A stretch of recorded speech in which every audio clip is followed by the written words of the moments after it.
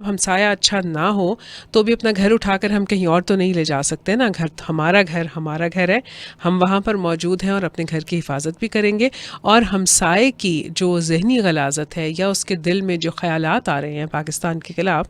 उसको अपने घर तक आने तो नहीं देंगे। उसके लिए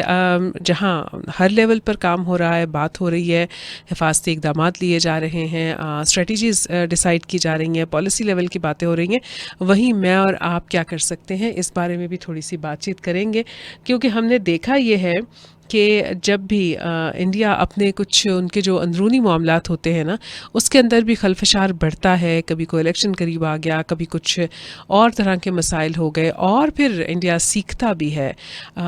तमाम जो नेगेटिव क़ुव्वतें हैं ना उनसे। जैसे इसराइल, अच्छा ठीक है, कैसे उसने इतने अरसे तक जो है वो अब एक जंग मुसल्लत कर दी फ़लस्तीनियों पर और उनका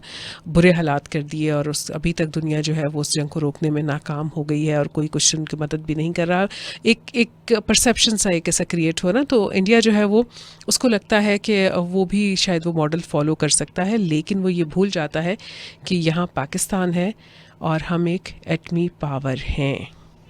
कन्वेंशनल वॉर के बारे में तो सोचना भी नहीं। हमारे पास एक बहुत ही माशाल्लाह ट्रेंड और बहुत वेल इक्विप्ड, एडवांस्ड और बड़ी ज़बरदस्त, और सबसे बड़ी बात यह है कि शौक़ शहादत के जज्बे से भरे हुए जवानों की फ़ौज मौजूद है।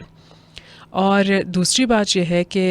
इंडिया जो है ना वो तो एक बहुत, चूँकि बड़ा मुल्क है और बहुत सारे वहाँ पर एथनिसिटीज़ हैं, बहुत सारे लोग हैं, मज़ाहब भी कई हैं, तो उनको जोड़ कर रखना, एक सेकुलर इंडिया का फेस, एक लिबादा पहन लेना एक अलग चीज़ है। लेकिन जो बात भूल जाते हैं इंडियंस वो ये है कि ये जो मुल्क है ना, इसमें हम, आप बज़ाहिर देखने में कितना भी लग रहा हो कि हम शायद अलग बोलियां बोलते हैं, थोड़ा बहुत लिबास अलग अलग पहनते हैं, खाने पीने में कुछ माइनर से फ़र्क होंगे, लेकिन हम सब एक कलमे के मानने वाले हैं।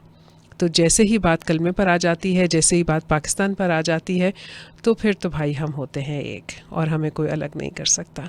हमें कोई तोड़ नहीं सकता।